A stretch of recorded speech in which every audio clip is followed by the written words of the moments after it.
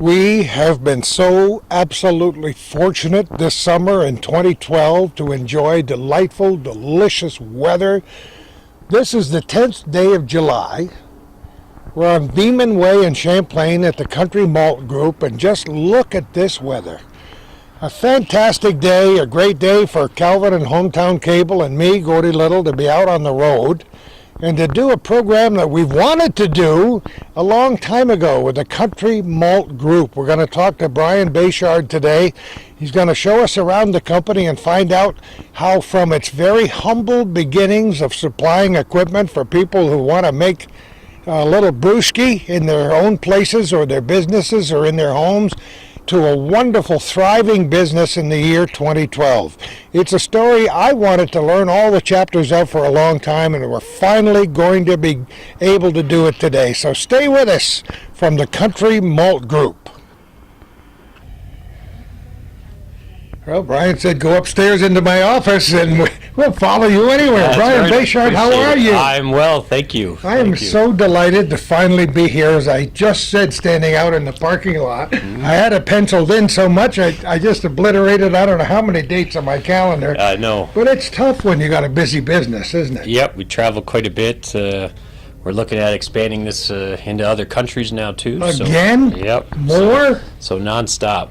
You know, it's so funny because I was just mentioning to Brian before Calvin hit the on button on his Hometown Cable camera that I just got back from Boulder, Colorado and Denver where they make good beer, and he said, yeah, you got something going on out there. We've got a warehouse in Denver, one in San Francisco, Hickory, North Carolina, Chicago, Calgary, Vancouver, British Columbia, and Portland, Oregon. So from very humble beginnings, that's right, as we like to say. That's right. I was just looking up at your little board at what things were like in 1995. Well, we moved the lawnmower out of my dad's shed behind the house into the garage. Love it. And we had 6 bags of grain from Canada Malting, and we bought that van, and we had no customers. And we were in business, so you call up all your family members and say, yep. Hey, you want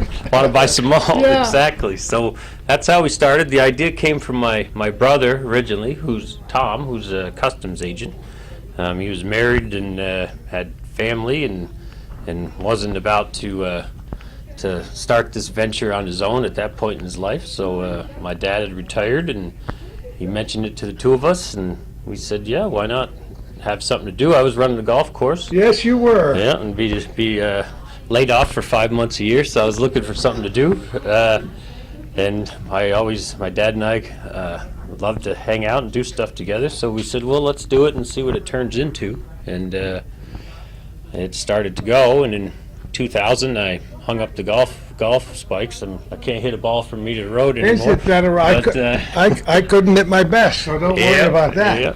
So but what the business is about is we're about branding. We do sell commodity-based products, but we brand those.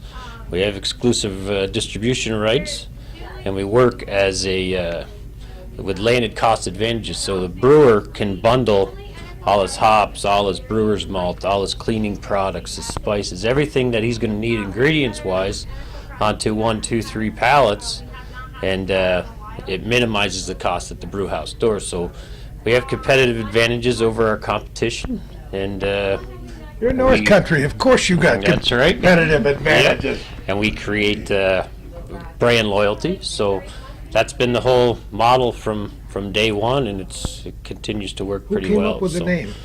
Well, my brother called it North Country originally, North Country Malt Supply, and then as we took it across the country, we formed Mid-Country in Chicago, and I wanted to keep the name so we could advertise as a whole unit across the country. So we called it Country Malt Group, and there's North, there's South, there's Mid, and so we're running out of names for the stuff. I said humble beginnings, and you weren't kidding, because here it is. Yep. St. Bernard would be crowded in there, especially with a lawnmower. I remember our first customer, and we had to mill, and we bought this mill, and I'll show you the mill out, and the one we have now is a little bit better than that. I would think so. We had a mill that my dad did some fabrication on, and it would take about 3 minutes to mill a bag, and we're out there freezing to death in the middle of the winter, pounding our feet on the near a kerosene heater. It took quite a bit of time to mill our first order, 80 bags, and then we. Oh, the first order was 80 bags. Oh yeah, we thought it was awesome. Oh, Yeah, and we put it into the van and drove it down the highway. It's funny now, but it probably wasn't too funny when you tried to get it done. No, You know, people are watching this program, Brian. They have no idea what we're talking about. What is it? What is it? What that it you is, do? it's brewer's malt is the base of, is our primary product, and it's used for making beer for craft brewers. We sell to the smallest of brew pubs right up to Anheuser-Busch buys a specialty do? product from No us. kidding. Yep.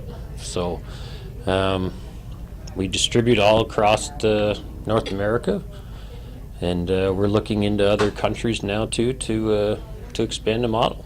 So we have exclusive rights for 2 brands out of the UK, one out of Germany, one out of France, Canada, and the West Coast. We're part of Grain Corp Malt now. In 2006, we joined what was called United Malt Holdings at that time, and that company went to Grain Corp Malt, which is publicly traded on the Australian Stock Exchange for that matter. That amazing? Yep. So that's where we're. So we have sister malt companies in Australia, in Pocatello, Idaho, in Vancouver, Washington, Calgary. Vancouver's a good spot for making good Yes, beer, it too. sure is. Sure is. It's a nice Not that place I would to know visit. those things, Yeah. but yes, been there, done that. Yep, great place to visit. My first employee is my right-hand man, so to speak. Here, it's actually my sister, Robin, who manages the day-to-day operations of this facility. Our other primary facility is in Vancouver, Washington, which is Portland, Oregon. So we have another facility very much like Right that on the right river there. on both sides. Beautiful there. Yep. Oh, it's a great spot. Mm-hmm. I suppose you've spent a little time Spend a out little there. time. I'll be out there next week. Oh, were you really? Yep. I haven't been out there in years, but I do remember. Yep. So what ingredients are in malt? Well, it's barley basically, and I'll show you some. I'll give you some Okay. a look at some outside in a few minutes. But it's also wheat, and what the brewer will do is he'll have a base malt that he'll typically use. So it'll be a pale or a pilsen type malt, depending on the beer he's making, and then he'll mix in maybe some crystal malts or some Munich malts or chocolate malts to make his recipe, and some different types of hops as well.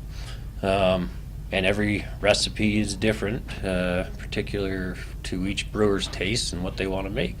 So they'll typically buy from us every 3 weeks. They'll order what they need for that period of time, and we'll either mill it for them or they'll mill it themselves, and then they'll bundle everything else that they need, and out the door it goes. We try to ship everything within 48 hours. Typically out of here we've got 60 to 70 tons leaving every day.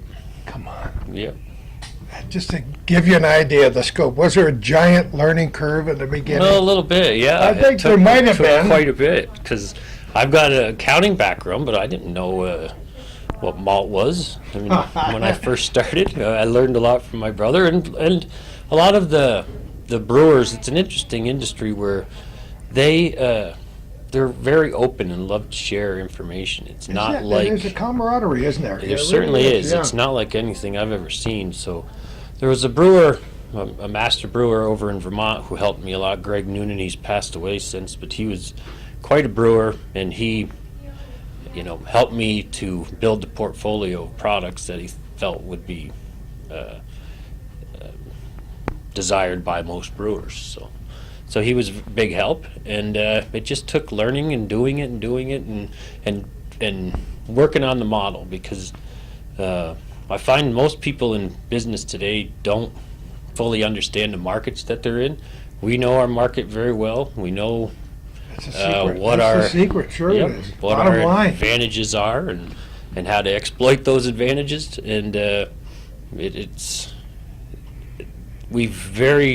since we put the model together and took it across North America, we haven't seen any need to change it. It continues to grow. That's pretty darn good, isn't it? Yep, we're number one in market share. We're 44% of the market. So Don't you love it? Yep. You don't mind crowing about it either. Nope, I mean, not this a is bit. a true North Country success story. It's come And a long ways. We've it's worked easy hard. to look back and say it's nice when a plan comes together. Yep, But you have to have that plan. absolutely. You got to have a model. You got to know what you're doing. Yep. And you've done it all. Are there any of the ingredients that you use still put together here in the North Country? Well, it's mainly coming out of Montreal. Most of it. There's Canada Malting Malt House. Comes down in a dump chassis. I'll show you how it comes in later. And then it's put into our bins. We bring in many different types of malt. We got 150 different types of malt that we carry. Yep. 150? Yep. So then the brewer doesn't have to go and deal with separate vendors. He can get Right. everything from one place. It's a supermarket for the brewer, basically. And with freight, when you're paying, if he's buying from 7-8 different vendors to get what he needs, the landed costs at his door go up significantly, and we minimize that by bundling and shipping using flat pallet pricing. So most of the product comes down from Canada. Yep. I remember when I first moved to the North Country, not that this is of any interest to anybody but you and me, there were hop fields over in Franklin County, Absolutely. down through what's now Akwesasne, Hogansburg, hop fields everywhere. I remember the old Native Americans telling me what the hops were and what they were used for. Well, New York State used to be the number one hop Yeah. producer in the U.S., and they got this disease called downy mildew, Oh, which yeah. kind of chased the hops out, and that's when you saw a lot of the grapes come in. Yep. And now on the same parallel over in Yakima, Washington is primarily where most of them are grown. There are about 35% of the world's hops are grown by about 60 growers out in the Oregon, Willamette Yeah. Valley, and Yakima and Washington. So pretty amazing.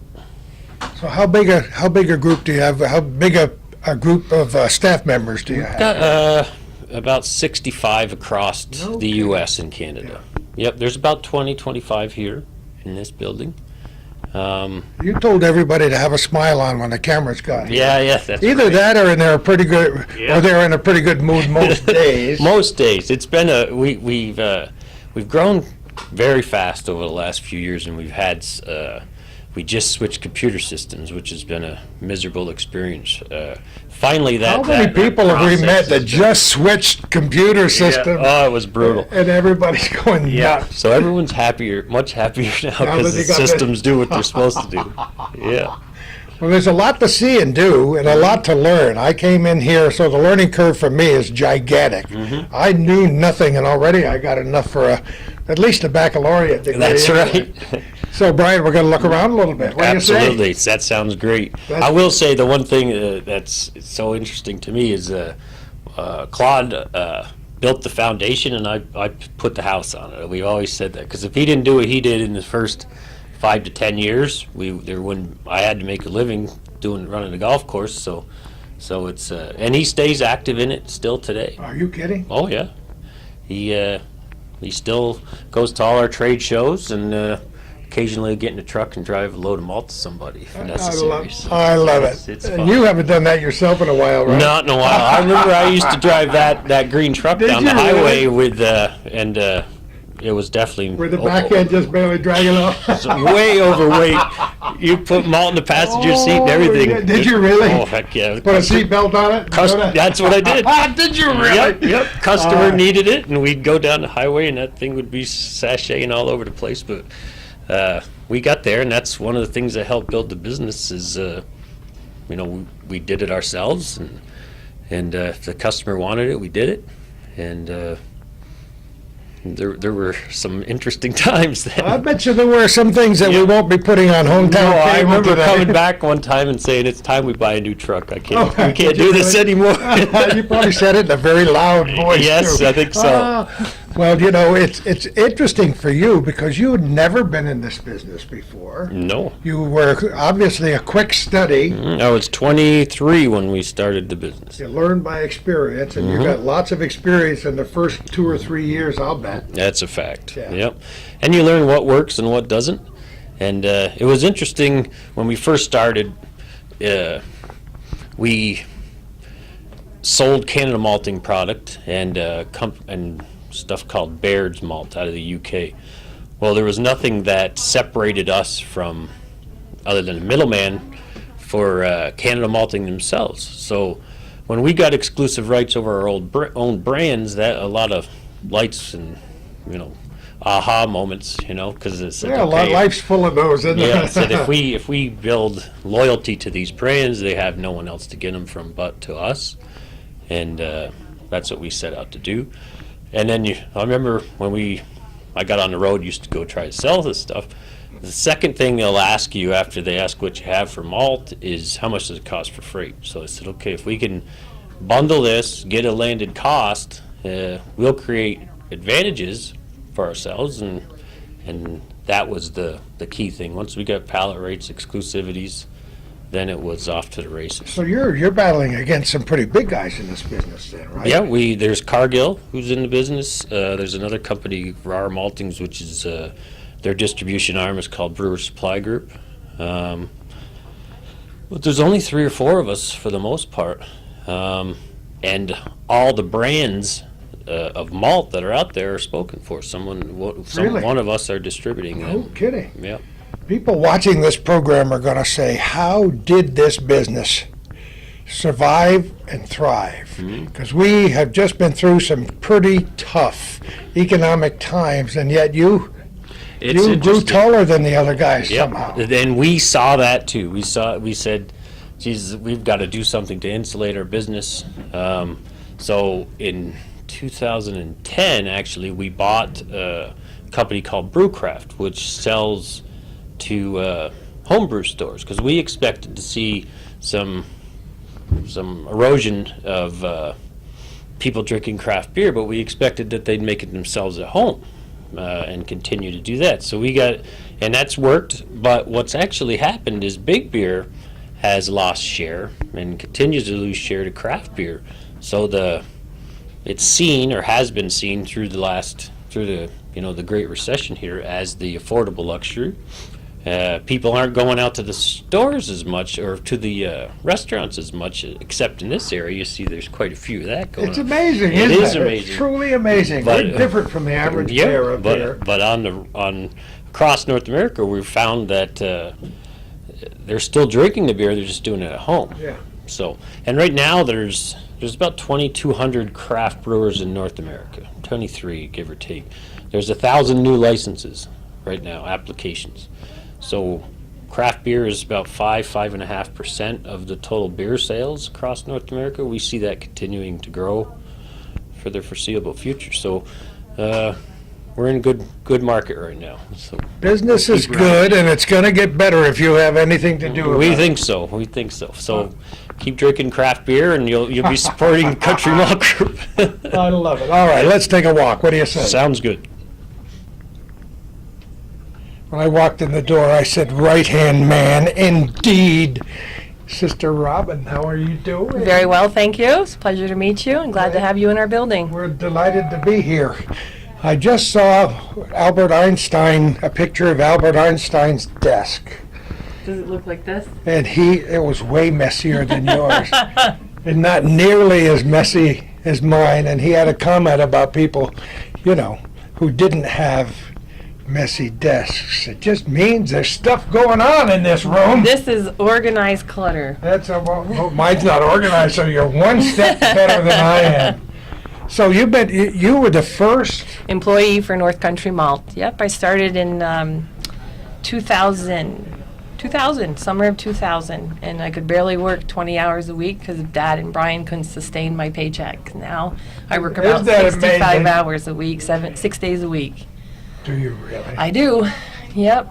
I love it, though. I left 9 years of banking to come here, and be perfectly truthful with you, I'm very fickle, and I've been here for over a decade. I would never know that looking at that delightful smile of yours. Yes, I am. But it is a good business, especially a family, when you have a family business and people around you that you've worked with for a long time. Yep. Many of my staff have been here for 6, 7 years, and we are quite close-knit practically a malt family, for Pete's sake. Really, it is a yeah, family. Yep, and it's a phenomenal business. And I always say, who would have thunk it? But it's panned out to be really, really excellent place. I enjoy my job. I enjoy who I do it with, and I enjoy the customers we do it for. As Brian said when he showed us the humble beginnings in the little My shed. father's backyard. Isn't that amazing? Yep. And that's not that many years ago when you come to think about it. Seemed like it was only last year you were celebrating your 10th. That's right. And that was 2005. That That's was right. 7 years ago. And this is my father's hobby when he retired. It's something else, isn't it? Good hobby. A very good hobby. His rocking chair got really busy after that, didn't That it did. Get out of the chair, Dad. Yep. I love it.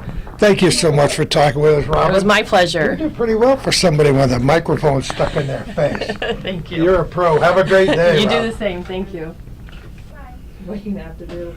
Calvin shuts the camera off and he says, Robin, what exactly do you do? So what exactly do you do? Well, in Brian's absence, I run this facility. We actually run 3.5 facilities out of this building, which would consist of Hickory, North Carolina, South Holland, Illinois, North Country Mall, and Canada Malting Freight going north. I've established all the logistics, all the moves with our carriers with solidified tariffs, so we know exactly what our freight is prior for it to leaving the building, and so doesn't the customer. I work on all the HOP agreements company-wide, nationwide, which there's probably about 6,000 of them. I maintain You're them. making me tired standing here. I may have to sit down. That's what this organized clutter is. Oh, I love it. And I run the sales desk here, and in about a month, I'll be running the sales desk for North America, which will be all of 8 facilities in North America. So, Better get some sleep at night, lady. I love it. I Do do. you really? Yeah. I Way love better it. than the banking business? Well, I miss the banking customers, but I don't miss the banking business. Well, that gave you some good groundwork, though, It didn't it? did, and I have a photographic memory, so that helps my. Oh, you really? Yeah, I do. My grandpa did too, but it really helps with the hops that and amazing? the varieties and the numbers and the I can't customers. remember that help. 9:30 this morning. Well, so, I can't remember that, but if I had a number or a hop to do with it, I probably can remember that. Oh, that's great, Robin. Thanks again. It's a pleasure, gentlemen. Okay. Well, I said we were going to take a walk, and we did. We're on the outside. Brian, what's going on here? Well, this is where in this hopper right here is where we receive the grain in from in bulk in Canada. So it'll go into this bin, and then it'll go up the leg, depending on which silo we want to put it in. And every grain's different. I mean, every malt will be different, and we're lot specifics. So we follow which is the HACCP program, which is a food safety and control system for us to make sure we can get right back to the grower if there's an issue with the product. We can trace it right back to the farm. So they'll go up these legs. How it moves is a big chain pulled with paddles, so it's very gentle on the grain. We don't want to destroy the grain. Makes sense? Yep. So then when we're coming in the building, which we'll go in and take a look at in a second, we'll open up a certain bin, and up it goes into the bagging unit, and I'll show you that in a couple seconds. Right behind us is our ocean containers. Most of these, we'll get 1 to 2 of these a day. These are from our European companies that we distribute for, and they'll come down. Like I said, we run 20 hours a day now. So Do you really? Yep. So our night shift will typically empty these and get them ready. And then day shift is preparing the orders that go out, and getting ready for the next day. This building is the second building? This is actually it's the third building, and I'll show you the other ones. This one was built we just moved in May, and you'll see when we're inside, we're getting ready to add on again. Busting out at the seams. Yep, it's a good problem. But Yeah. the first one we built in '97, and Claude and I did a lot of that work ourselves. I mean, I remember we had very few customers then, and he'd put me up to the ceiling, and I'd lay insulation in there once, you know. Your favorite job in the world, That was right? an awful Like mowing hay away. That was an awful job. Yep. Yep. So then we added on to that building in 2002, maybe. So you'll see when we go in there, you'll see where the 2 buildings separated, and then we connected the 2 or the 3 here. So then we're getting ready. Like I said, probably in the fall we'll put a shovel in the ground and start going again. Does the marketing have to continue all the time, or is it now taking care of itself? or- Constantly. It is? The thing about our business is one of the things that separates us is our very active sales force. We've got a boots on the ground approach. We've got a salesman in every geographic market, and they are in the face of the brewer all the time, and it's one of the keys to our success. We don't expect them to find us; we go find them. Oh, yeah. Yeah, you weren't kidding when you said boots on the ground. That's our approach. Ready to run as soon as they hit, huh? That's right. All right, what's next? Well, we'll go inside and I'll show you what malt and hops look like, and I'll show you the bagging line and take a walk through the building as well. Okay, So- can't wait. We're at the Country Malt Group in Champlain with Brian Bechard. I'm so delighted that you invited us here today, Brian. Oh, we're delighted to have you. It's in the bag. Yes, What's it in is there? in the bag. That is a base malt, or the primary product in the beer other than water, and that is what malt looks like right here. Now, inside of it are the sugars that will ferment when the yeast eats them, and it'll give off CO2 and alcohol, the byproduct. So you'll see the sugar on the inside is what the brewer's looking for. So some of them will have their own grist mill. We have our own here too that we can grind for the customer. We'll grind it specific to how they want it. If they want it coarse, they want it fine. We're the only ones that do that. Really? Because the brewer wants it. He might be augering it away, so he wants it coarse because it's going to chew up a little bit more. Oh, yeah. What Calvin's looking at now is our bagging line. It's automated. You saw the bins outside, depending on which bin we're selecting from. It comes right in there. It bags, drops onto a conveyor belt, gets a label put on it for lot control, and goes right through along this line up to a robot that picks it up, drops it on a pallet for us. So that used to be done Armstrong. Did it really? A long time ago. Manual labor, You huh? got that right. Those were some fun days. But as we developed, we made some changes to upgrade our processes. 'Cause there's only so much you can do by hand, and so many employees you can have them doing that.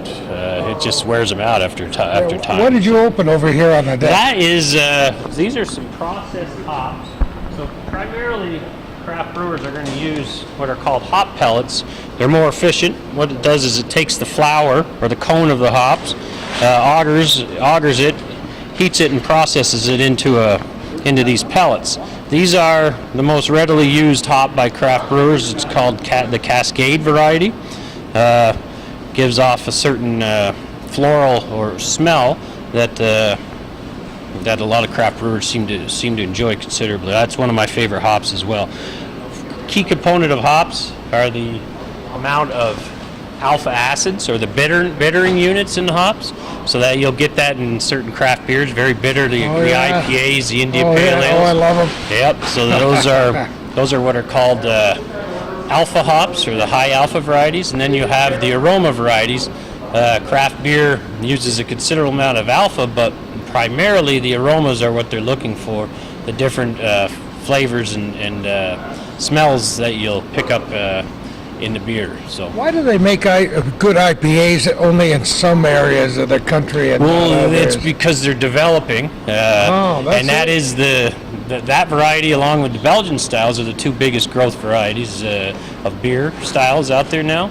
So IPA was up 40 some odd % last year, so you're going to see that brewed in every brew pub in America if they're not already. So. In Denver and Boulder, I had the best IPA ever. I was only there 4 days, so I Yep. could only consume so much Yeah. and still stand and walk. Yep. But it was one of the most delicious times of my life for so many times. The Yep. IPAs out there are just great. Yeah, the American craft brewer is. It seemed back in the 90s they were trying to emulate other markets, make European style beers, and then not too long ago they started to do things their own way and started to be innovators and make interesting beers and now the American craft brewer is the innovator of the world for the styles that they're making, Isn't and it amazing? everyone's trying to make those styles of beers all over the place. I just came back from New Zealand, and they're trying to emulate several of the West Coast IPAs over in Isn't what that they're making. amazing? Yep. which is good for us. We'll Oh, sure. we'll sell Are you malt and kidding? hops in All day different long, markets. 24 hours a day. That's right. So, All right, what's next, Mike? well, we'll take a walk around, and I'll show you the robot. I don't know if we could turn that on. I'll see if the guys can get that going. Can we get the robot running, guys? Okay, we'll do it. Yeah, we'll take a picture of and see it doing its thing. Is that a tester right there? This right here is a sieve for when we grind. Every brewer wants it a specific way. We have all our base malts have a certain sieve analysis for how much is on each sieve. That's basically a shaker, like a paint shaker, that shakes it so it's consistent. And based on how many pounds are on each plate is how we know how grounded or milled it is, or the grist. So we'll take an analysis. We know there's a certain setting on the mill that gives us a certain basic grind, but every grain is different because it has certain moisture content, certain friability levels. So we'll do an analysis, and they'll get it the way they want it every time. Yep. So you see it getting sewn. This got sewed, yep. Yep. Now it's going to get knocked down. It gets a label put on it, just to show its lot. White wheat and victory.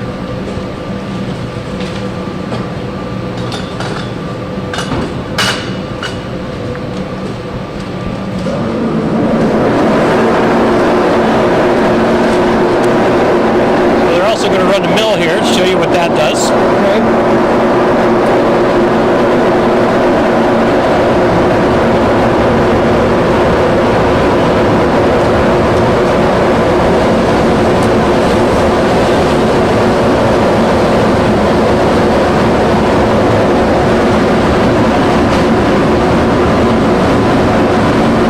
So the robot picks that bag up and drops it on the pallet for us.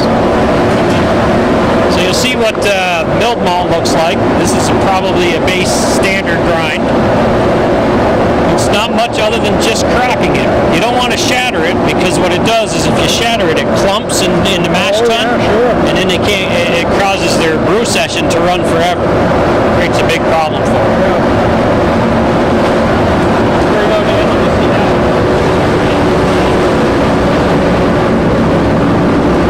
You can see that is a wheat malt that's been cracked, so you can see all the exposed starch in there. That's what the brewer's looking for. Doesn't want it pulverized, but it has to be cracked so the water can penetrate. If not, it's useless.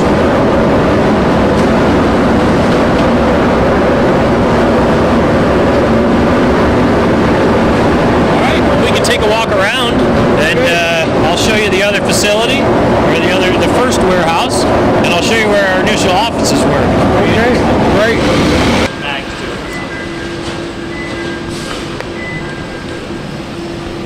it. Okay. Yeah, so you can see this was a new addition about a year ago. It's quite a machine. It'll go as fast as we can go. Well, really? Yeah, it can I do. can run it way faster than I can. If we ramp it up is to get it fully going, we can do up to 7 tons an hour, maybe. Are you kidding? 6 tons an hour. 6 tons an hour. Yep. So. We average 5. Yep. Well, we used to do it manually and could do a ton and a half to 2 tons. So this machine has done quite a job for us and helped considerably, and allowed us to retask our employees to do other things, keep growing the business. Probably won't be the last of the automation you'll put in. No, here, too. absolutely not. We're gonna keep automating It it. makes life so much easier, It doesn't sure it? does. Yep. As we So grow, much we more need to- expensive. Sure But you know is. what?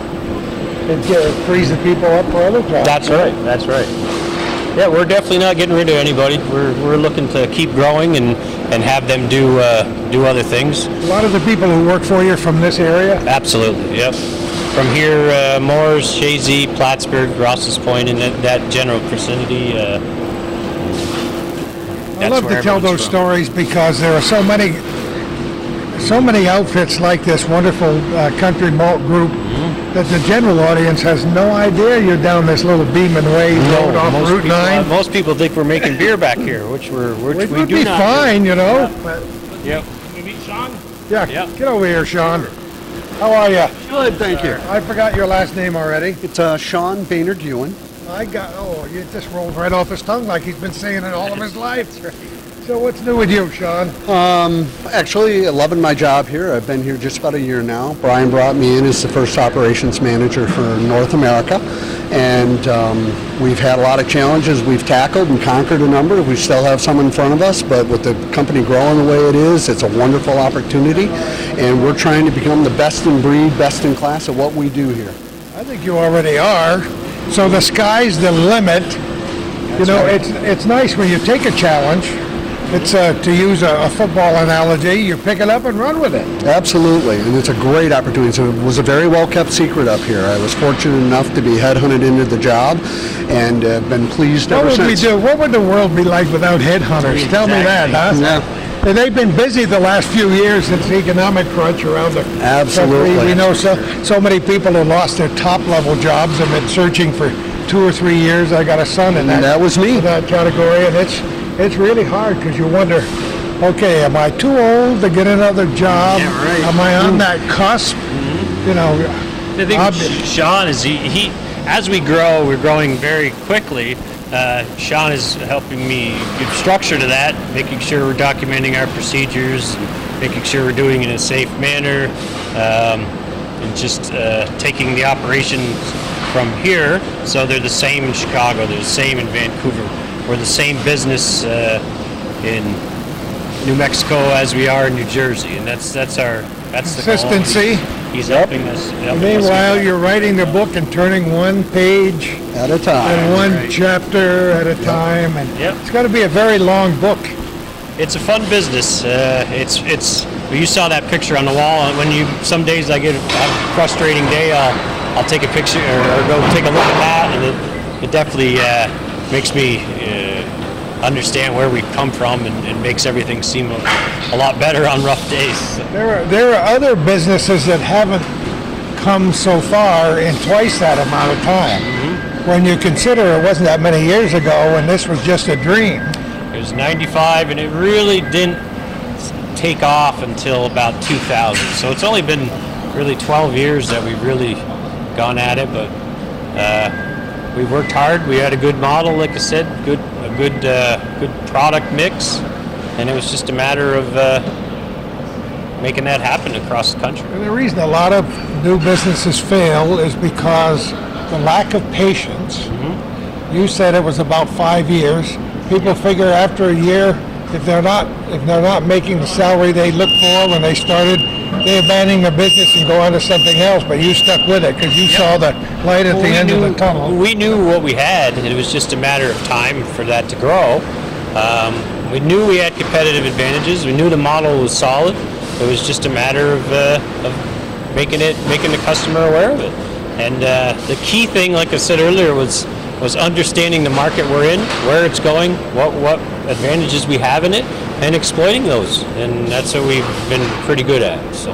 It's fun to be a member of such a vibrant team, isn't it? It really is, and something else that's really key to me is that I thought I was service-oriented, and so I started working with Brian and discovered that his commitment to service was even greater than mine.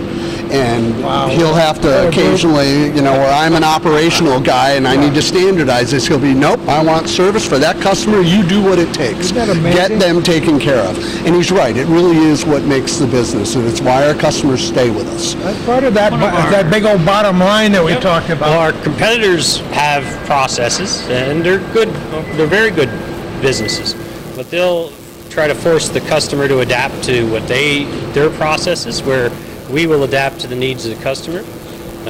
We don't want to ever get too big that we're not that we're immobile, and that was one of the keys. We don't want what we call institutional arrogance, that it's our way or the highway. I like that, institutional arrogance. That'll never happen on my watch. Oh, yeah.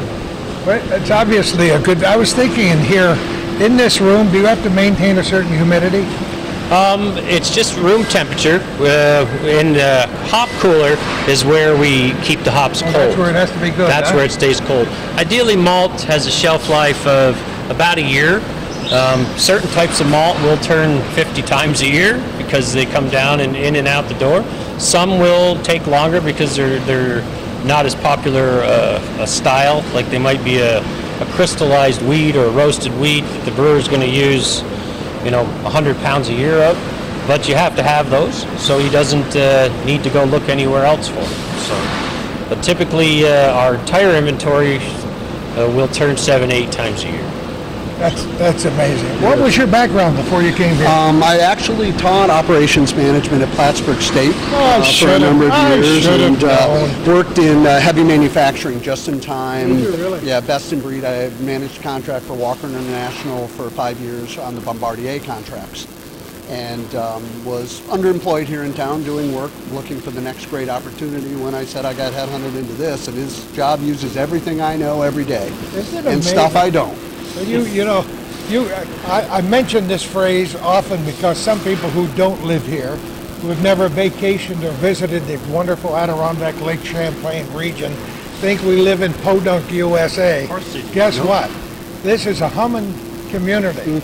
We can be laid back when we want to be, but when it's time to hit the road running, you guys do it, and there are a lot of great businesses like yours. Yep. I was going to call it a small business, but from what I've seen today, it's not small anymore. Well, It's all your fault. We want to keep that small attitude where the customer's king, but we're going to keep growing and take it as far as we can. So We're gonna move around, see what else we can see. okay. What do you say? Thanks, guys. Yeah. All right, we moved at least 10 feet. That's right. What's going on? So what we've got is our ocean containers. We'll get in at least one of those a day from Germany, France, and the UK. They come into the big port of We'll Montreal. come into Port of Montreal. Foreign transport brings them down to us, and then they'll bring in 1 to 2 a day and swap them out as we go. People don't realize how much commerce there is across that Champlain border crossing, do they? Amazing. It's amazing. I think it's the third busiest in It really, the U.S. It really is. Yeah. And we love to spotlight it because Calvin lives at least 100 feet away from there. Yeah. But he goes across the border often, and we like to Right. go as often as we can. So Yep. We like might to as go well and promote watch- our area, huh? Watch the hockey games. Of course. Yeah. So you saw the robot Yep. for the machine. So we do the same thing with this for emptying the containers. The guys will. There's a leg that runs right into the containers. We open that door. This thing right here will connect the two. It goes right to the belt and up to the robot again. So it try to automate that process a little bit as well. So it saves the guys killing their arms and their backs as much as we can. So That's great. Yep. Just stand back and watch it go. that's right. Okay. Okay, and then I'll take you in the other side, show you the first and second editions, and then that'll be Okay. that. I'll show you some pallets ready to go. I'm ready. Okay. Oh, wait Yes, a minute. our, Yeah, first customer. I meant Our first customer. Calvin said as we were standing up here, do you still have your first customer? yes. Because you had none when you opened the door. None, no. That Old little, Saratoga. that little door. Yeah, Old Saratoga Brew Pub and the Big House for some of our initial customers. Lake Placid was an early one. Bootleggers in Plattsburgh after they've like you said risen from the ashes and they're doing what great a job again. they've done. All of those are still customers to this day. So the only ones we've lost are the ones that have gone out of business for whatever reason. But Well, that's a good testimonial to who you are Yep. and what your philosophy of business is all about. Mm-hmm. And that is serving the customer, giving them what they want absolutely. in a way that's the way they want it. Yep. If you lose focus on your customer, it's curtains. No matter how good you are or what you do. And it happens so often in it this sure day and does. age. We know all the stories and the folks that cry the blues. Yep. You just get up early to find out how you can serve them better. That's right. And listen to them. And listen, They know what they want better than I do. So I'm not going to tell them. I'm going to let them tell me. So. I think maybe you both will go back to Plattsburgh State when you get old and gray and teach another 10 years. You got so much to teach people. Sounds good. All right, let's take a walk. All right. Perfect. I felt a little breath Yes. of this fresh air. This is some nice fresh air when it gets hot.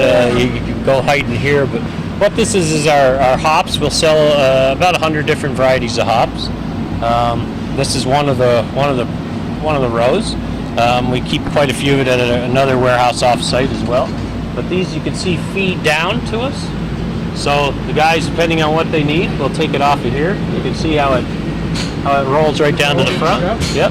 So they'll feed it in the back, pull out off the front. So we keep it around 38 degrees, 37, 38 degrees. Just in like the there. inside of my refrigerator. Yep, That's just exactly. about right. Perfect. You know, Calvin was just asking me a question. We're a country malt group up in Champlain, talking with Brian Bechard and company, and we're just talking about the little home brewer.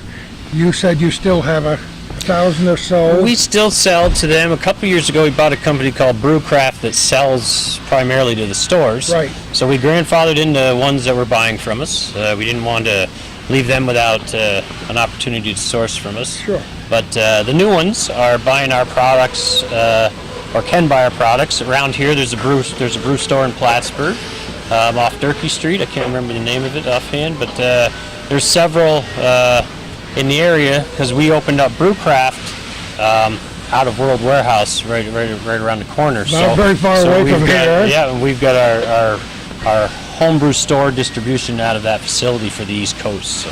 I hope there are lots of people watching this program on the internet that have never been to Plattsburgh and the North Country, just so they can get an idea how very busy and vital this whole area is, especially in the northern tier of Clinton County. So much going on close to the border. There's for a lot of reasons. lot going on around here. Yep, and this business will keep. It's our intention to keep growing it and take it as far as we can into other markets. Like I said, we are looking into other countries now, and that'll be my priority over the next 24, 48 months to establish You're that. promising to learn Chinese? Is that what you're telling me? I don't know. It's I have a 9-year-old and a 6-year-old, so that's I want to be very much a part of their life. So traveling is trying to measure that, and family is not always easy. But my wife and my children are very supportive of what we do. Life is balancing one thing with the other. Yep. And business and pleasure and family And is this- very, very close to what's most This important. is in life. this is one of my babies too. I always tell it to my wife, the business, because we started this in its infancy, and now it's nice to see how it's grown up into Just to a be able to stand on its teenager own. now, though. That's right. That's right. I It's can't got a see long way what's to going to go. happen when it becomes mature. Yep, it's got a long way to go. That's great. So is there a big chapter? Now, we're doing this in the middle of 2012 on the 10th day of July. What's, have you got a 5-year plan? Well, we'll continue to automate. 5-year plan is to go into other countries and to continue to grow certain markets. There's certain areas that we're not as prevalent in. The Northeast, we're probably 65-68% of the market share. So the goal here is different than the goal will be into, say, out of Hickory, North Carolina, where we just opened that warehouse a little over a year and a half ago. Yeah. So those are the key areas. One of the goals is, as there's 1,000 new licenses out there, if half of them make it to market, we're going to grow by 20% just by by keeping our doors open. So our goal is to be the first in to see those people. We don't anticipate adding that many more SKUs or product mix, because for the most part everything's spoken for that's out there. But as craft beer evolves, if there's something new that comes out, we'll sell it. I mean, a few years ago we added we did a deal with Jack Daniel's to do their distribution on their used barrels. That Come on. yeah, so we do all the You gotta be. distribution. This guy's not afraid to do anything. They use it. The brewers use it to make bourbon stouts and to oak age their beer on these barrels. So it's been a good deal. So it's good for. I never would have. Yeah, known they that. only use a barrel one time and then they throw it out. So See, I wouldn't know that. Yep. So now That's amazing. I didn't know it either. One of my salesmen made a point of it. So that's one of the things that's nice is they're out there on the road not only to see customers but to come up with ideas that will help separate us from our competition. So. How much are you regulated by government? Well, FDA and then agriculture, but they're not. it's not very difficult. We work well with them. They're very fair to us. They've seen us evolve through the years and have helped us in many ways. I fully understand and agree with what FDA does. I mean, if we have a product come in the country from anywhere, any foreign country over in Europe or wherever that we bring in, and there's an issue with the product, they'll stop it and be able to trace it back, as opposed to container full of anthrax going all over the country before there's an issue. Talking about So that. I understand Yeah. what they're trying to do. Yeah. I mean, the first guy opens the containers in bad shape, but they might be able to stop the rest of them. So. I won't be first in line if you don't mind. So I understand what they're doing. Yeah. And we fully support it. So Well, you also mentioned licenses before. Mm-hmm. That kind of regulation is important for people getting into this business, right? yes, the brewers. It's very difficult in some areas with the ATF, alcohol, tobacco, and firearms in different states. Every state has their different regulations on different brewery licenses. You can brew. You can maybe some won't let you distribute your own product. You got to have a distributor. And getting away Is that from true? yes, getting away wouldn't from know a that. distributor in certain states, it's easier to get a divorce than it is to get rid of your distributor. So There's an analogy for yeah, you. so every state has different rules, different tax brackets, and part of the thing that we do with our group is we help these brewers as they develop. If we don't know, we probably know someone who does, and we're willing to help the brewer and give them whatever information they need. We have craft brewers or master brewers on our sales staff that will carry rubber boots in their cars when they're on the road, and if a brewer needs help with something, they'll put them on and help brew a batch of beer. So that's something that separates us from our competition. And Brian hasn't heard this story yet. I just found it out this morning, but our warehouse manager in Chicago, Robert Heinlein, won second place for his IPA ale in Seattle, and Crown Brewing. Tell him will I'm be- on the plane. I'm ready. And next Friday he's going to Crown Brewing, and they are going to brew a batch with his recipe. That's What great do you news. think? Isn't that That's wonderful? awesome. Don't you love it? Yep. Talking about miles of smiles. Yeah, That's a he great wanted story. to put in paid time off to go. Yeah. And I told him, I said, I'm sorry, that's work, Robert. I said, that's work. They're brewing your beer. That's work. Yep. Just make sure they got some proper malt and Exactly. hops in there. Yep. We're all set. It's all our products. There's always a Our new customer, chapter. There's the they're brewing latest his chapter of the recipe. story. Yeah. You heard it first right here. That's right. That's awesome. That's enough to write home about right there. Yep. That's great news. That's great. He was a diamond in the rough, Robert. We found in Chicago about 4 years ago, maybe, and he's quite a warehouse manager. Our warehouse manager here, Shannon Rabideau, does an awesome job for us too, and our warehouse out in Vancouver, Washington, is Jason Rogers, who does a super job for us as well. So we're lucky. This business, no matter how good your model is, if you don't have good people, you're going to fail. And we have good people here. You surround yourself with good people and keep them if you can. That's you mentioned right. employees that have been with you. Yep. Some since pretty early in the game. Many been here for a decade now. Some of them, so that's a big deal. And whether they mean it or not, they say they love their job to me. So hopefully that's the If case. they say it to me, I know they Yeah. really mean it. I'll talk to every one of them out in the parking lot. Good. Tell them to be honest.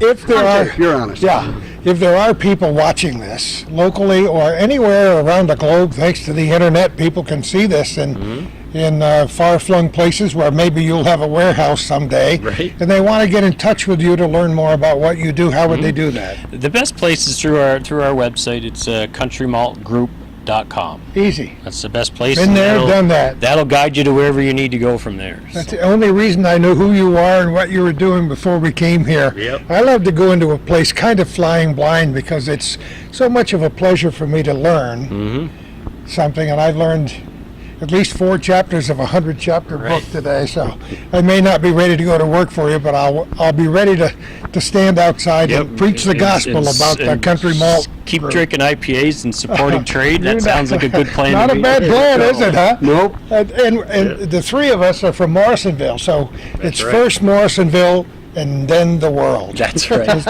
remember that.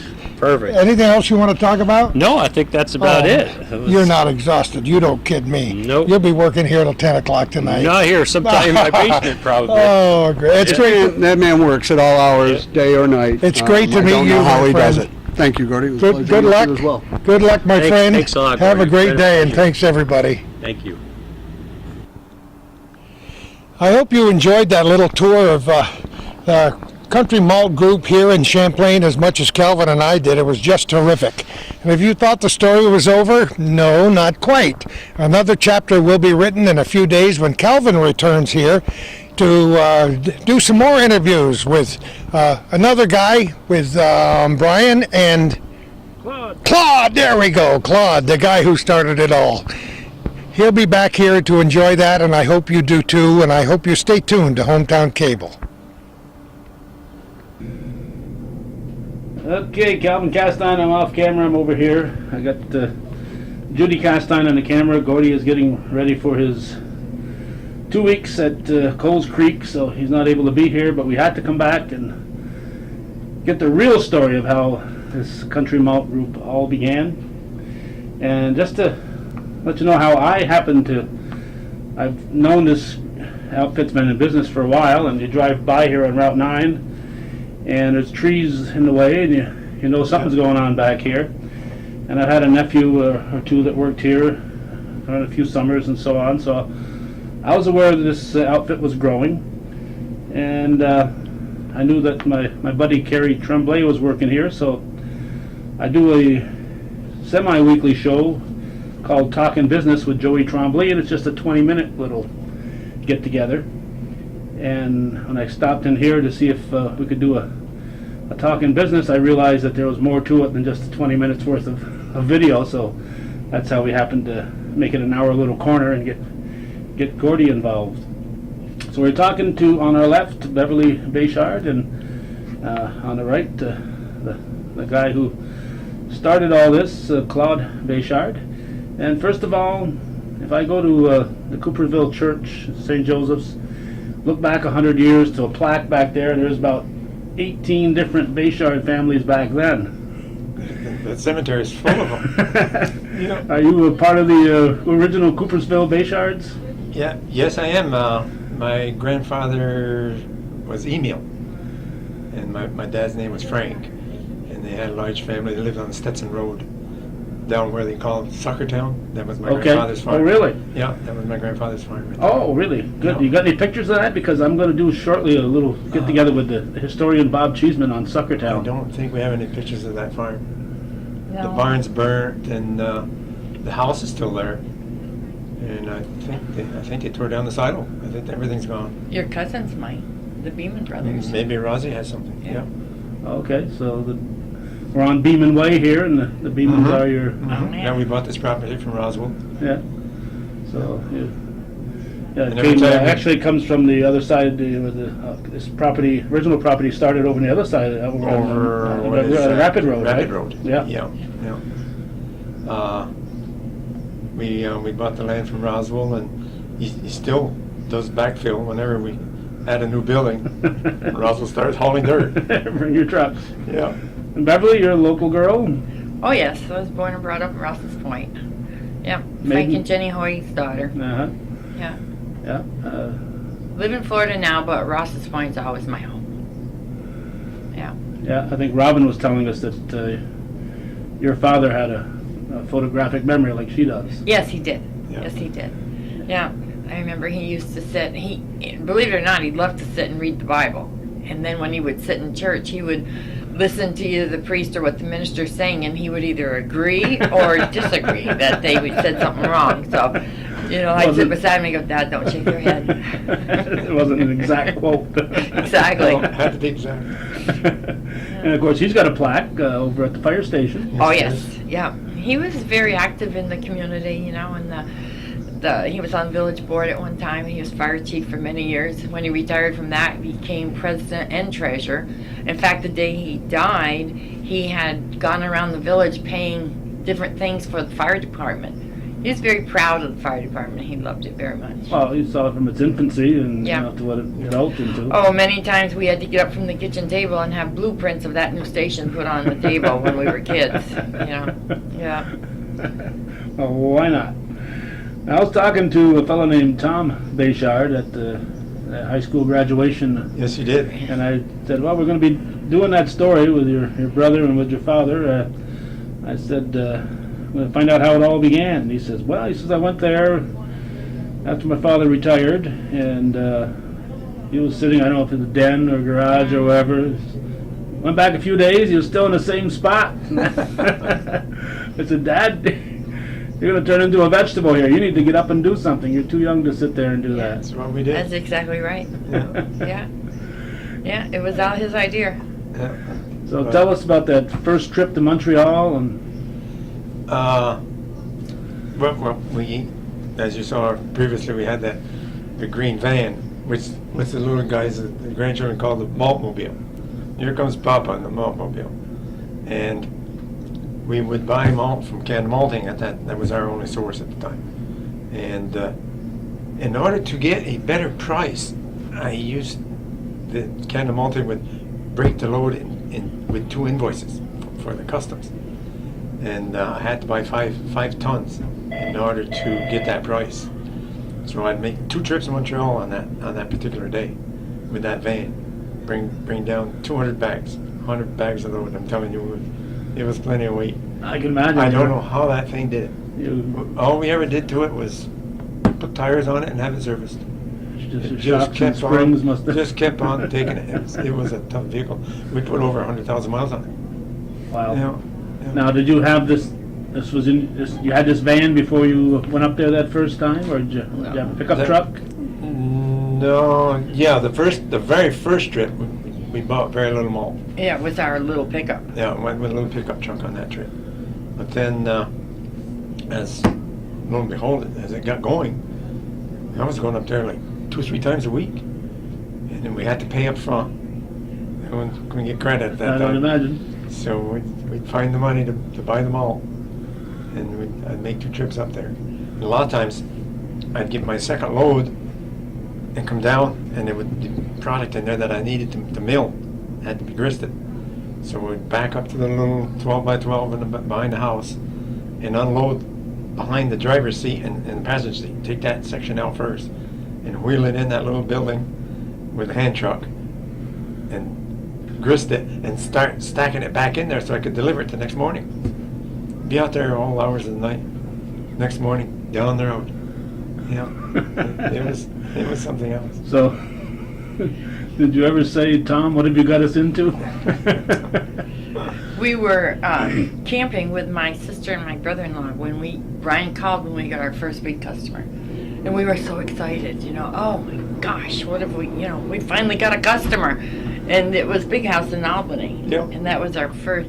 But, we had nothing. It was a big deal when we bought the hand truck. And then when we got the grist mill, that little grist mill that he and Brian would work on out there till midnight, 20 below zero, gristing that. And then when the truck, they'd bring it down so loaded, and he would back it in the yard, tearing up my yard. My yard.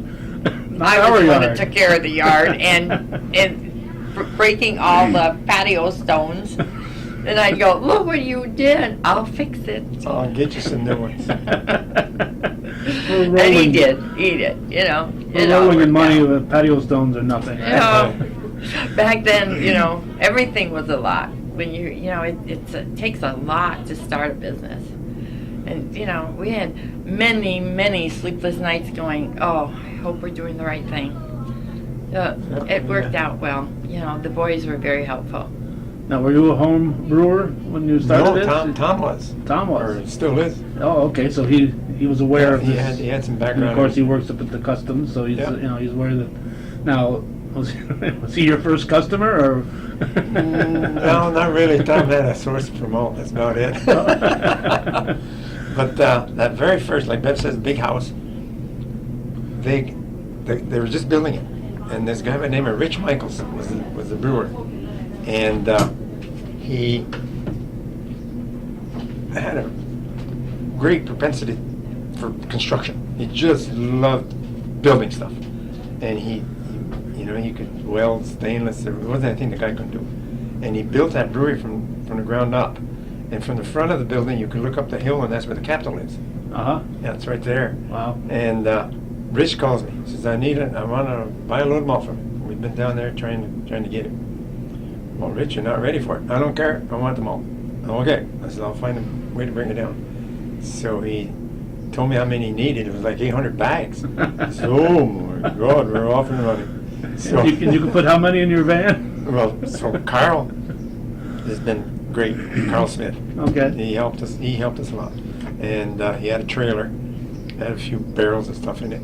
So we emptied the barrels out and used a 3J tractor. And I went to Montreal and got the loaded it to go south. And next morning I headed to Albany with it.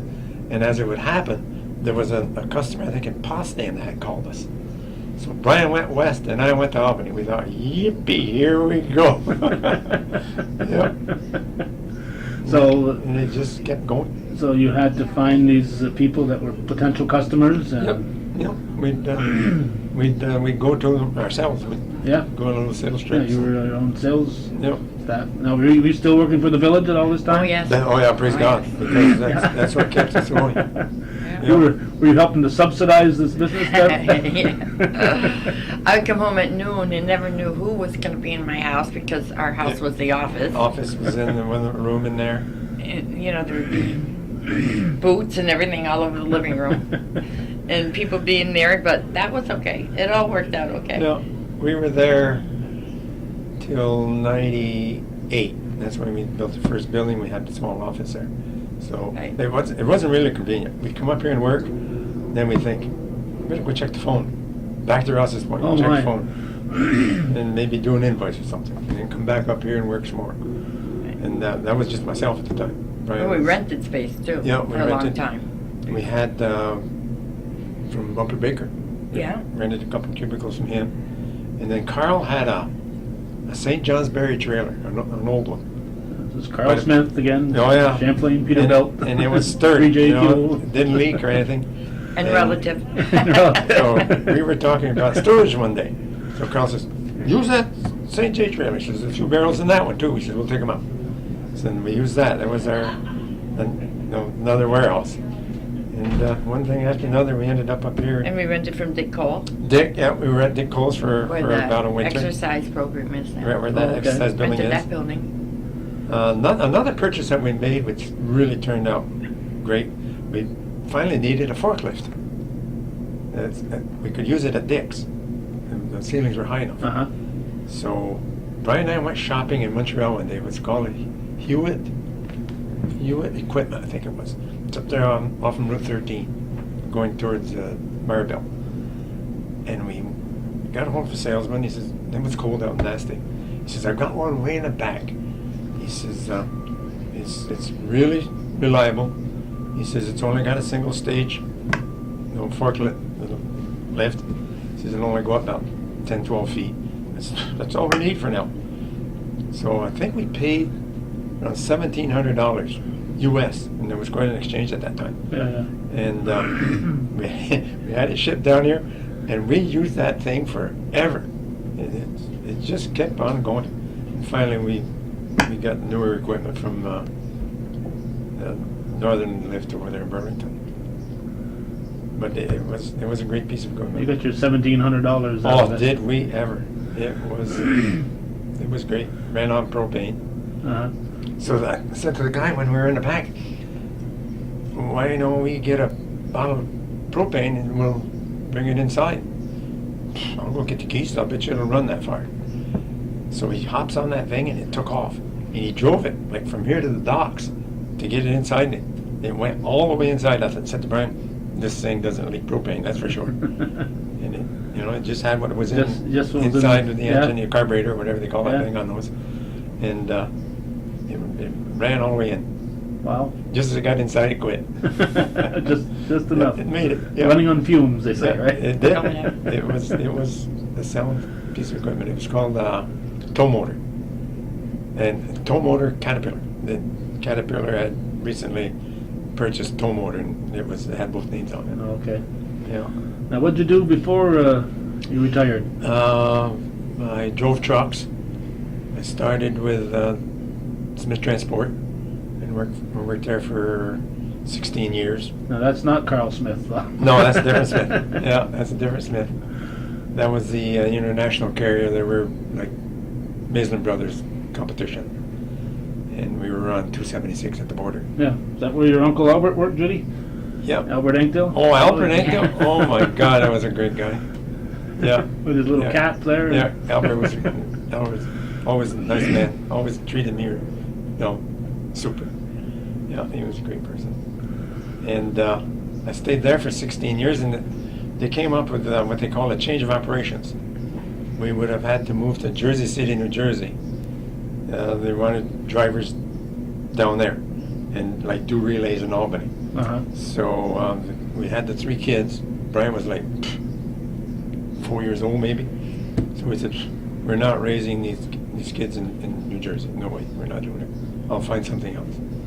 So lo and behold, at that, as luck would have it, Anchor Motor Freight was hiring drivers. So boom, right, I got in from Buffalo with Smith on Saturday. Monday morning I was at Anchor Motor Freight learning how to load cars. That's how much time I lost. Wow. So that lasted about 16 years, and it closed in 93. And I had enough time in my Teamster pension. And as soon as I turned 55, I hopped on it. You were retired young then? Yeah, I did. Yeah. But then you didn't retire. No, went from one thing to another. And we did the right thing. When we first started, it was money. We needed money. Oh yeah. You can't sell malt if you don't have it. Yeah, you gotta, and they want it, and we want more money up front. We did some wheeler dealing, and we had 3 credit cards with high limits. They were like close to 30,000 a bit. So I'd run one right to the limit, right max. Then they'd send you this thing in the mail. Do you want to do a transfer? Yeah, I do. So I'd swap this one over to the other one, and I'd get a freebie a month without a payment. Right. And we did that for a while. It worked. Yeah, we made it work. Yeah. So it wasn't just raking in the money. We were taking a chance here that. As Brian says, We our never bacon took- was on the griddle. Right, and we never took a paycheck for him. Oh, for a long, till like 2005 before I took anything out of it. 10 years. Oh, yeah. Yeah. Wow. We could get along with Yeah. what Bev was doing, and Uh-huh. His pension. my Yeah. pension. Yeah. They They said, don't involve your home in the business, and we tried really hard not to. You didn't mortgage the house. Well, we finally did. We had a line of credit that we had never used. So here I am. I've got to buy. Now we're bringing in container loads from Europe. Had to pay for those up front. And called Bev at her office. Told her what we need to do. Honey. Sure. I was on my way into a board meeting where you were, Uh-oh. and he called me just before I left the office to go over there, and he said, Brian and I are talking, and we're really going to have to mortgage the house. And I went, no. And he goes, now, just listen for a minute. I said, I can't. I'm on my way into a board meeting. So I went in that board meeting, going, oh, we can't do this. And then, you got to get your head into a different gear when you're going into a meeting like that. So, anyways, I was anxious for the meeting to be over, so I go home and see what they had done. Well, I'll have to find out the date and dig out the tape of that board meeting. Yeah, really. It worked. We were out on the limb. But You took the chance, and But Yeah. it's you got to make up certainly your has mind. paid off. I'm going to make it work. The first building was a real challenge, We really couldn't afford to put blown-in insulation, so, he would be here to all hours of the night, and sometimes, I didn't like that if he was alone, because he would be really high on that lift, Yeah. stapling that insulation to the ceiling and the walls, and that warehouse is high. And, we didn't always have cell phones. I mean, we're Yeah, not yeah, that right. old, but Right. it wasn't that easy to get in touch with him to make sure he was okay. And in the summertime, Brian had his job at the golf course. So, he there's only so many hours in the day, and he was very committed to that job. He would work there a lot, so, So he it was can't. pretty much a one-man show at first. Yeah. Yeah. I was warehouse manager, office manager, truck driver, accountant, Custodian. Yeah. When we had the lawyer write up the papers when we became the LLC, we all had a position. And at that time, I was vice president. And then the next year, I became secretary. And then the next year, I became janitor. So that is my ladder of success. You're moving down the ladder. But there was a lot of work because this business is very, very dusty. And you couldn't walk into the warehouse. You couldn't be in there 5 minutes for you to look like the Pillsbury Doughboy. I mean, you were just covered in white. And every weekend we would come up and spend all day Saturday cleaning, you know, vacuuming. Sweeping and vacuuming, yeah. And trying to clean that poor little bathroom that we had. Everybody used the same bathroom. And the water wasn't that great. You know, turn on the hot water heater and try to clean up this place. And of course we didn't have offices in here in the beginning. No, just that bathroom. Yeah, and then had a desk that we bought from Henry Van Acker when he stopped practicing. In fact, from Silva Mary. And that's all we had, were those desks and the file cabinet we bought from Henry. That was it. To start with, you know, and when I look at these beautiful offices now, I really know, you know, it's come a long way, baby. Yeah. You know. Yeah. And of course that furniture was just sitting there in the warehouse. It wasn't enclosed in an office. So so all the dust and stuff would. Oh yeah. Well, we've come a long ways with that problem. We, you know, catch the dust immediately. Oh yeah. Oh yeah. I've got asthma. You know, when we took the tour, I wasn't. No. But it didn't used to be like that when we first started. I mean, it just was a cloud of white everywhere. Yeah. Especially if they were using a grist mill. Yeah, and that can't be, you know, if you do that for 20 years, that wouldn't be good for your lungs, you'd think. No. So, No. And you know, we did have the safety precautions. OSHA makes sure of that. And even with that, you know, you'd put a mask on the minute you came in, but you know, it's still, some gets through that. Sure, even sure. makes no difference how good the mask is. Yeah. But we've gotten rid of that issue Okay. pretty much. Yeah. Well, folks, anything else along that line of from No. back then to here that you think we ought to mention? Oh, you know, Brian has a good education. You know, we're lucky that the three of them got a good education.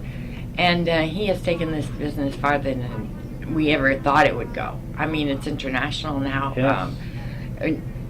You know, we thought it would be a nice little hobby at first, and then we thought, well, no, we're going to go a little farther than that. And to go to the craft shows now, it's unbelievable. And they're all over the country. Last year we went to this past year, May, we went to San Diego. And there were like 4,000 people there. It's huge. And people come in, they don't just come in with a few things. I mean, some bring part of their brewing system because it's the whole trade. And it's so interesting, and you meet such nice people. And the hop growers are there, the hop farmers. Yeah. Yeah. It's really, really interesting. And every year you meet someone new that you have heard of or read their name in the brochures or in some of the magazines, and then you can put the face to it. It's really, really interesting, and I'm so happy that we're fortunate enough to be able to do this. We've been, and Claude and Brian went to UK to meet James Fawcett from Fawcett and Sons. They went to Germany. Yeah, met Martin. Went over to his home. Best Malt. Yeah. And then vice versa, they've been over here. And these people are, you know, the nicest people. Very And nice. so we're so fortunate to deal with them. You know, it's just, we're just, we've been very fortunate. They're not just business associates anymore. They're like friends. Right. You know. Yeah. You know. In fact, they're coming to Florida this year. Yes, we haven't mentioned that you guys are snowbirds here. Just Yeah. So we do. Yeah, we do. And we're fortunate there too, because we went like about 10, 12 couples. We all went down at the same time. And we all would live within 25 miles of each other. So it's supper at this house, supper. It's very hard to stay on a diet. But you're enjoying it. Oh yes, Yeah, we it's enjoy it. fun. Yeah, we have Yeah. good friends there too. So We've lost a couple, Yeah. Charlie, we lost Charlie. And Trombley. Oh, and Ron Roberts, we Ron just Roberts. yeah. Yeah. Ron But- just within the last month. Yes. yeah, Recently. but he was a fighter. He fought for so many years. So Yeah. Nice people. now they're up there playing golf. Yeah. Now, Charlie married a Bechard. Is she Yes, your Junie. cousin? Oh, Her father was Alphonse. as she right. says, she is his kissing cousin. Kissing Kissing cousin. Oh. cousin. Yes. Yeah. Uh-oh. Um, Uh-oh. Keep an eye on her then. Oh yes, I have to. Junie's a Bechard. Yeah. Yeah, and they ran that store there in Coopersville for Yeah. a great many years. I can remember going there Alphonse with my was our father. bus driver. Yeah. Probably Going was yours bus too, shop, every Judy. bus. For He you. was mine on Brad Street Yeah. for years. There weren't too many bus drivers back then. You had Amos LaValle, Joe Bechard, Alphonse Yeah. Bechard, Rainey Louis. Louis drove bus Yeah. for a long time. Don drove ours for a Yeah. long time, and then Yes, Don. Forgot about yeah. that. And but Alphonse was our first one.